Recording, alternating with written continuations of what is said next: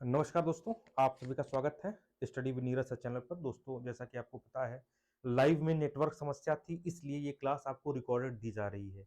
109 number का video है। 109 109 number. 108 हो चुके हैं सारे, जाके आप प्लेलिस्ट बनी है वहां पर आप देख सकते हैं। इस वीडियो को शुरू करने से पहले मैं आपको एक चीज और बता दूं, जो कि बहुत मोस्ट इंपॉर्टेंट है आप लोगों के लिए। इसके लिए मेरे बच्चों, जैसा कि आपको पता है कि हमने इसके पहले 108 वीडियो करा दिए हैं। ये 109 नंबर की वीडियो है। बहुत सारे प्रश्न इससे जो है आपको मिल जाएंगे। और हमने एक बैच लॉन्च किया है मॉक टेस्ट के लिए, 3446 स्पेशल वैकेंसियों के लिए 50 मॉक टेस्ट। और इसमें जो है 50 मॉक टेस्टों में मेरे बच्चों जो है, ये जो 50 हैं, ये 50 मॉक टेस्ट हैं, इनमें 50 प्रश्न होंगे हर मॉक टेस्ट में। इस तरह 2500 प्रश्न आपको देखने को मिलेंगे महत्वपूर्ण, जो पूरे सिलेबस से लिए गए हैं। 199 मेरे बच्चों इसका जो है प्राइस रखा गया है। आप प्ले स्टोर पे जाके study with Neeraj sir app को डाउनलोड करिए। वहां से 199 में आप 2500 प्रश्नों को जो है डेली मॉक टेस्ट होगा। आप जो है 5 अप्रैल से ये चालू है। 5 अप्रैल तक एडमिशन होगा। 5 अप्रैल से आपको कंटिन्यू जो है ये देखने को मिलेगा।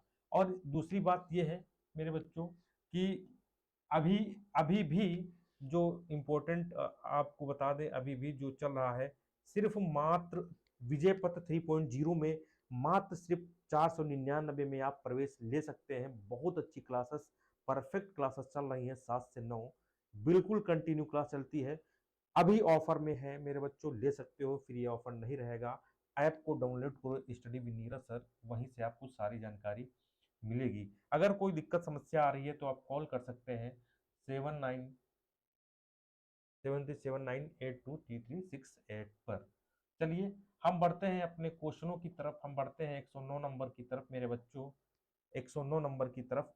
इसमें देखिए, सबसे पहला प्रश्न, अभी हम लाइव थे हम। तो लाइव में क्या समस्या आ रही थी, थोड़ा नेटवर्क समस्या, तो ये रिकॉर्डेड क्लास आपको जो है दी जा रही है। ठीक है।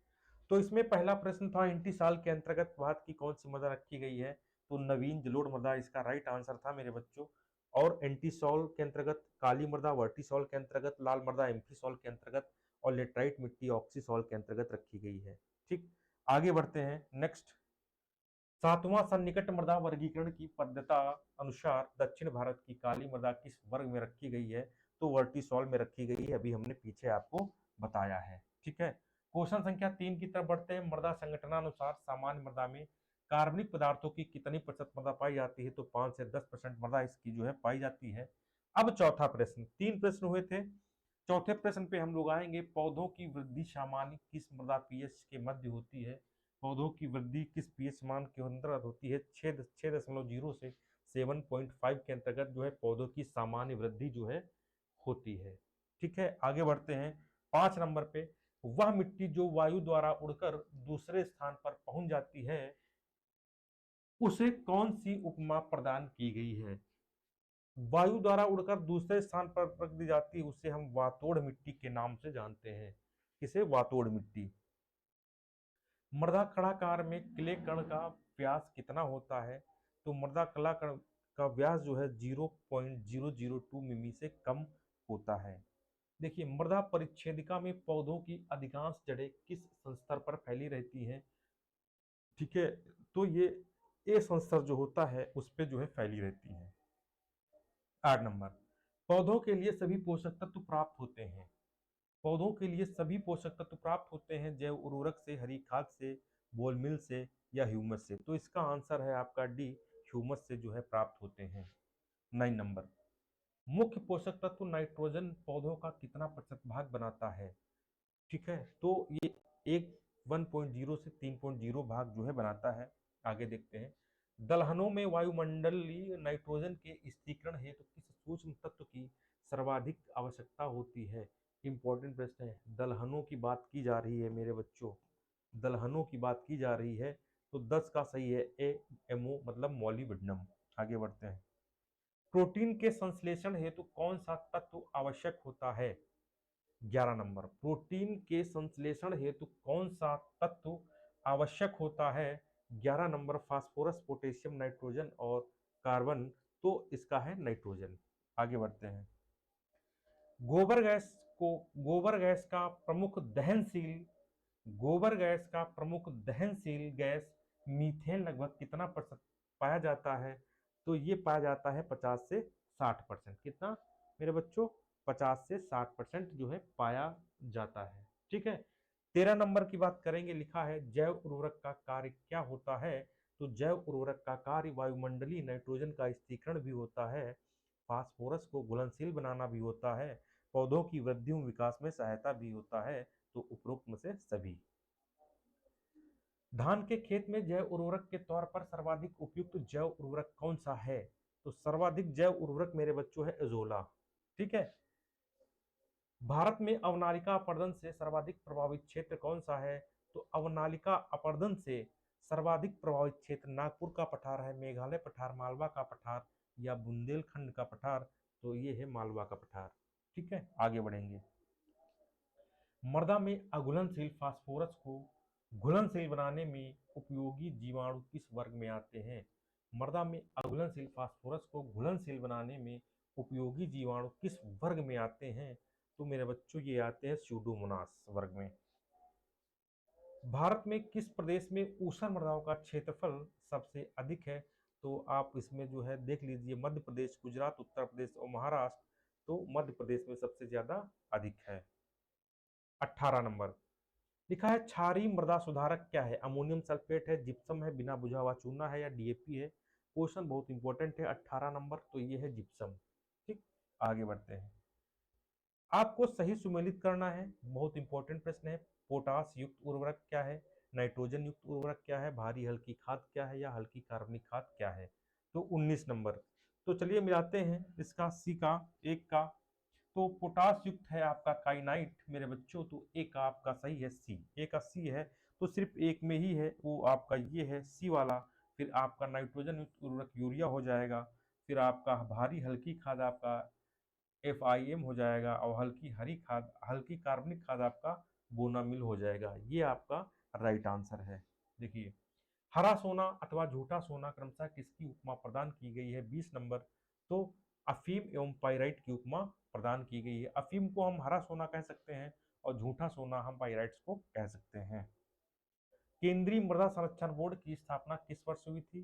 केंद्रीय मृदा संरक्षण बोर्ड मेरे बच्चों जो उर्वरा भूमि की उर्वरा शक्ति को बढ़ाने के लिए जो है केंद्रीय मृदा संरक्षण बोर्ड की स्थापना की गई थी 1953 में। ठीक है, ध्यान रखना। ठीक।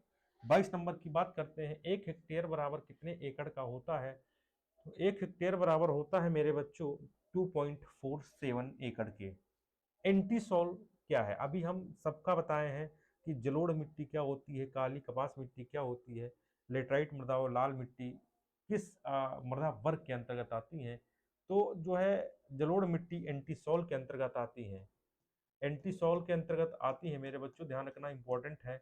और जो हमारी काली और कपास मिट्टी होती है ये वर्टीसॉल के अंतर्गत आती है, वर्टीसॉल के अंतर्गत आती हैं। जो हमारी लेटराइट मिट्टी होती है वो ऑक्सीसॉल के अंतर्गत आती हैं। किसके मेरे बच्चों? ऑक्सीसॉल के अंतर्गत आती हैं। ठीक।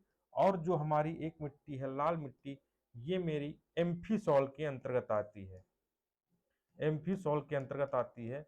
तो ये मृदा वर्ग प्रमुख है, ये इंपॉर्टेंट है, कभी न कभी एग्जामों में आपके जो है पूछे जा सकते हैं। 24 नंबर की बात करेंगे। निम्नलिखित में कौन सा मृदा अपरदन प्रक्रियाओं का सही क्रम है? तो मृदा अपरदन प्रक्रियाओं में जो हम बात करेंगे सबसे पहले होता है अपपुष्पण अपरदन, फिर परत अपरदन, फिर रिले अपरदन, फिर अवनालिका अपरदन। आपका ए वाला आपका इसका जो है राइट आंसर है। ठीक। 27 नंबर 25 की बात पढ़ेंगे। 25 नंबर निम्नलिखित में से कौन सा एक जीव चावल की फसल के लिए जैव उर्वरक का कार्य करता है? तो नील हरित शैवाल जो है ये आप जो है इसका राइट आंसर होगा। ठीक है। रेंगुर किसका नाम है? रेंगुर मिट्टी, और इसे हम यूपी में मेरे बच्चों करेल मिट्टी के नाम से भी जानते हैं, करेल मिट्टी या कपास मिट्टी के नाम से भी जानते हैं। ध्यान रखना, बहुत इंपॉर्टेंट चीज है। ठीक है। रेंगुर, हाँ, तो यूपी में से करेल मिट्टी के नाम से भी जानते हैं और कपास मिट्टी के नाम से हम इसे जानते हैं। ठीक है। तो आपका 26 का काली मिट्टी आपका सही होगा आंसर, राइट। 27 नंबर निम्नलिखित में कौन सा तत्व वनस्पतिक तेल के निर्माण में सहायक होता है? तो वनस्पतिक तेल के निर्माण में मेरे बच्चों जो सहायक होता है वो गंधक होता है। ठीक है। क्लोरोफिल की संरचना में कौन सा तत्व आवश्यक होता है? तो क्लोरोफिल की संरचना में जो तत्व आवश्यक होता है वो मैग्नीशियम आवश्यक होता है। भारतीय मृदा का सामान्यतः किस तत्व में अभाव पाया जाता है? भारतीय मृदा में सामान्यतः किस तत्व का अभाव पाया जाता है? तो ये अभाव पाया जाता है नाइट्रोजन का। ठीक है, नाइट्रोजन का अभाव पाया जाता है। भारत में सबसे बड़ा मिट्टी का वर्ग कौन सा है? तो अगर हम बात करें मेरे बच्चों सबसे बड़ा, तो जो नंबर 1 की बात करें तो आप जानते होंगे जलोढ़ मृदा। जलोढ़ मृदा सबसे बड़ा मृदा वर्ग है, आपको पता होगा। यह मृदा वर्ग मेरे बच्चों कितने क्षेत्रफल पर फैला हुआ है? तो यह फैला हुआ है 43.4% क्षेत्रफल पर फैला हुआ है। सबसे बड़ा मृदा वर्ग मेरे बच्चों यही है। ठीक है, देखना। ठीक है, दूसरे नंबर की हम बात करें मेरे बच्चों, दूसरे नंबर तीसरे नंबर की। ठीक है, तो ये आपका दूसरे वाला दिया। चलिए इधर की तरफ में अगले बच्चों है और इसका के लिए क्या बात है? तो नंबर बच्चों की बात है, बस इसका आपको करना है, इसका आपको करना है 32 का एक सही है, एक सही है, तो एक चाहती है एक का यू नहीं करना तो ये और वाई का और अगला आपका रोमन जल्दी का लगा सर। ये है क्वेश्चन पढ़ने का 110